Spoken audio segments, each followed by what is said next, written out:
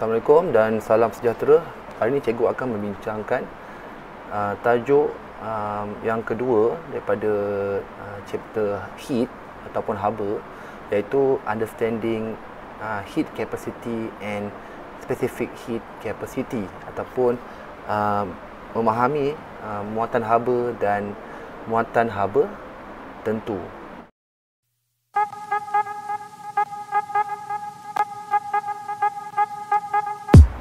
Mengapa air yang kita tuangkan ke dalam cawan mudah untuk menjadi sejuk berbanding dengan air di dalam cerek?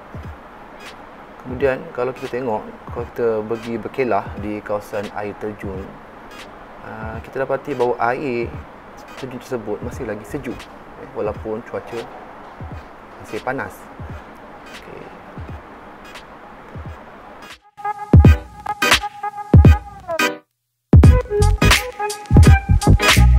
Capacity is the amount of heat required to raise its temperature by 1 degree Celsius. Sebenarnya haba yang diperlukan untuk menaikkan suhu satu bahan sebanyak 1 darjah Celsius. Beberapa faktor. Pertama, kita cuba panaskan dua bahan yang berbeza, iaitu kita ada parafin dan juga satu kita ada air, tapi kedua-duanya adalah sama banyak, same amount of heat and also same mass. So after kita panaskan dalam masa yang sama, kita dapati bahawa suhu parafin naik lebih tinggi. Maka kita boleh kata bahawa heat required to increase the temperature of paraffin by 1 degree Celsius is smaller. That's why bila kita panaskan sikit saja, dia boleh naik suhunya.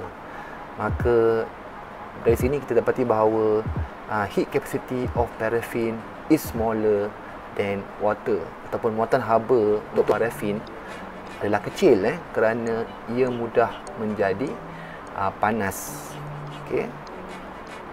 Seterusnya, maka from this we know that heat capacity is depends on the type of material, bergantung kepada jenis. So setiap bahan ada dia punya heat capacity. Contoh kedua ialah kita panaskan bahan yang sama tapi berbeza mass, different mass of water. Bila kita panaskan pada suhu yang pada haba yang sama, dan pada masa yang sama, maka kita dapati bahawa mass yang kecil akan naik suhu dengan lebih cepat. Kita nampak suhu termometer tu semakin tinggi pada mass yang lebih kecil. Ini bermakna bahawa mass juga faktor kepada heat capacity. So dua faktor affecting heat capacity, two factor affecting heat capacity is the mass of water and also the type of material. So itulah yang menentukan muatan haba bagi sesuatu bahan. So tadi kita tengok video tadi, video orang yang mandi air terjun, kenapa masih lagi sejuk walaupun di tengah panas, sebab susah untuk kita panaskan air. Air memerlukan heat yang banyak untuk dipanaskan. Sama juga tadi, kenapa kita perlu menuangkan air ke dalam cawan, sebab kita nak mudah untuk melepaskan haba. Maknanya kalau mass kecil, heat capacity pun kecil, muatan haba pun kecil, maka senang untuk dia lepaskan haba dan senang untuk menjadi sejuk. Kita masuk terus kepada specific heat capacity. Apakah beza tadi heat capacity, sekarang ni specific heat capacity. So, amount of heat needed to increase the temperature by 1 degree Celsius for a mass of 1 kg of the substance, ke dalam definition kita tadi. Still juga amount heat required untuk menaikkan suhu 1 Celsius, tapi kita ada mass untuk jisim sebanyak 1 kg bahan tersebut. Maka formulanya ialah Q equal to MC theta, atau cara nak cari heatnya ialah kita guna formula ni lah. Q ialah heat required, M ialah mass of the substance, C tu ialah dia punya specific heat capacity, dan theta tu ialah temperature change. Maka kita ada suhu akhir tolak dengan suhu awal.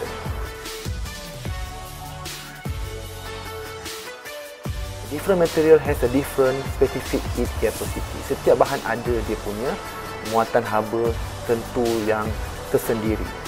Ini semua telah dikaji oleh saintis. Okey, cikgu tunjukkan jadual specific heat capacity for some substances. So kita tengok bahawa dalam jadual ni berbeza material, berbeza dia punya specific heat capacity ataupun muatan haba tentu.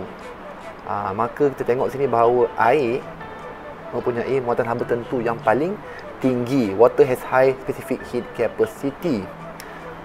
So apa maksudnya? 4200. Apakah maksudnya? So maksudnya ialah 4200 joule of heat is needed to increase the temperature by 1 degree Celsius for 1 kg of water. Maknanya haba yang kita perlukan untuk menaikkan 1 kg air menjadi 1 darjah Celsius. So haba ni perlu kita bekalkan untuk memanaskan air. So agak tinggi untuk kita panaskan air. Ini hanya untuk 1 Celsius. Kalau kita nak panaskan air ataupun kita nak mendidihkan air tu, maka berapa tenaga yang kita perlu ada. So cikgu buat sikit calculation. Maknanya kita kata suhu bilik bilik bagi air 30 Celsius, boiling water 100 Celsius. Maka haba yang diperlukan kita guna formula MC theta. So M 1 kg, C kita tadi dah diberi 4200, dan theta tadi dah tolakkan 100 tolak 30. Maka kita dapatlah haba yang diperlukan ialah sebanyak 294,000 joule. Agak tinggi haba yang kita perlukan untuk memanaskan air menjadi mendidih. Lepas tu kita tengok bahawa sukar untuk kita panaskan air, difficult to rise the temperature of water, and also difficult to release heat. Kalau kita makan mi sup dan sebagainya, susah kita nak sejukkan makanan tersebut ataupun makanan yang mengandungi air. Berarti susah nak lepaskan dan susah nak menerima haba. So itulah sifat air. So apakah kegunaan heat capacity dalam kehidupan kita? Ialah so air sebagai satu bahan yang tinggi dia punya specific heat capacity, maka sangat sesuai sebagai cooling agent. Tengok bahawa air sebagai ejen penyejuk. Dalam video ni bahawa bila kita letakkan satu metal yang panas, logam yang panas, maka air tu boleh menyejukkan logam tersebut. Maka air tu banyak dia punya kapasiti untuk menyimpan haba.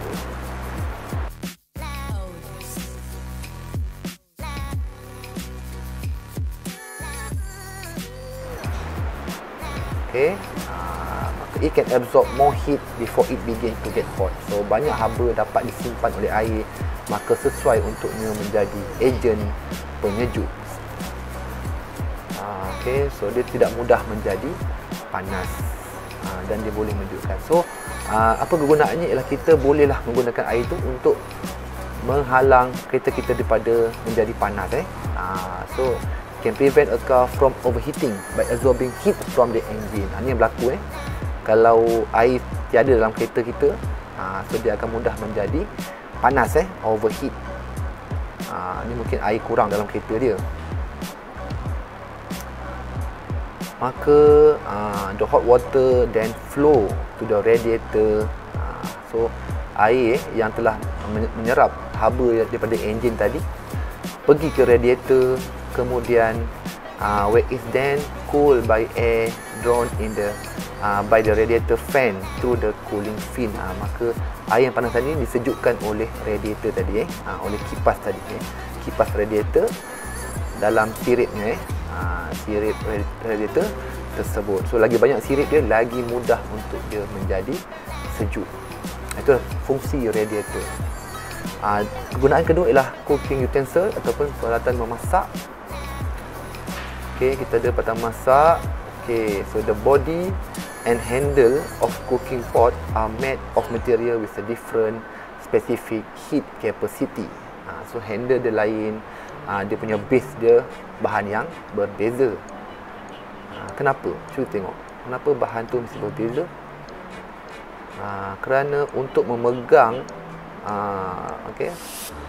kualiti tersebut, handle dia mesti kena sejuk. Maka dia kena bahan daripada bahan yang high specific heat capacity, manakala body dia mesti daripada bahan yang low specific heat capacity, untuk cepat dia menjadi panas. Okey, maka bahan yang high specific heat capacity ialah contohnya macam non metal, macam wood, kayu, so it will not become hot faster.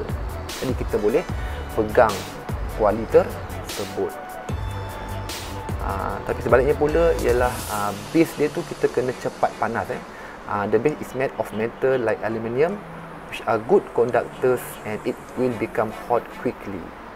Cepat panas, dia kena yang low specific heat capacity, supaya dia mudah menjadi panas. Itulah kegunaan specific heat capacity dalam kehidupan kita. Kita boleh design kita punya peralatan memasak. Okey, seterusnya kita ada solving problem. Apa yang saya masalah tajuk specific heat capacity.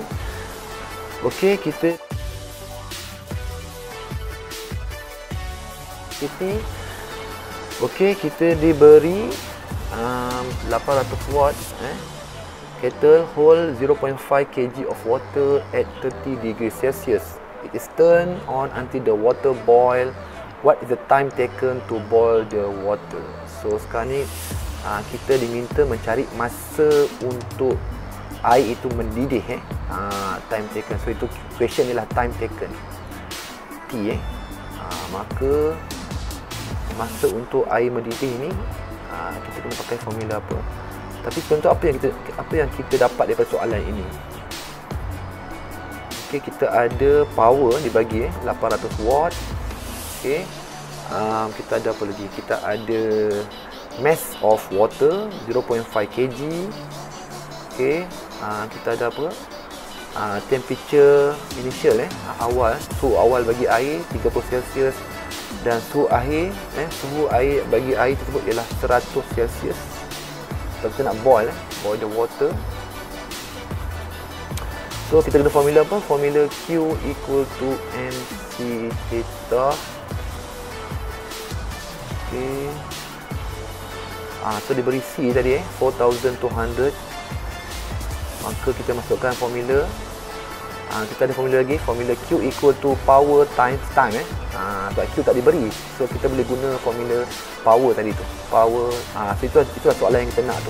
Jawapan kita nak adalah T tu. Berapa T tu punya nilai. So kita letakkan formula Q, kita buang, jadikan dia PT equal to MC theta. P 800, T tak tahu lagi. M kita ialah 0.5. Kita punya C 4200 dan kita punya theta ialah 100 tolak dengan 30. 30. Maaf. Maka jawapannya so theta tu adalah apa? Final tolak initial, temperature final tolak temperature initial. So kita dapat T tadi, kita kira sikit. Okay, T tadi kita akan dapat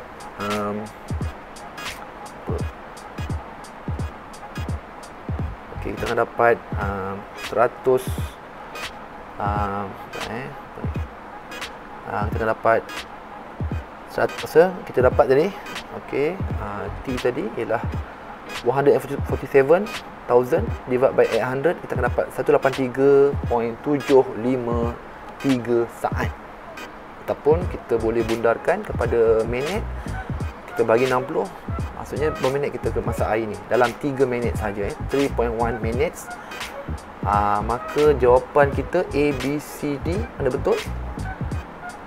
183.75 kita bundarkan jadi 184 boleh 184 second. So jawapannya C. Itu saja untuk tajuk ini. Terima kasih.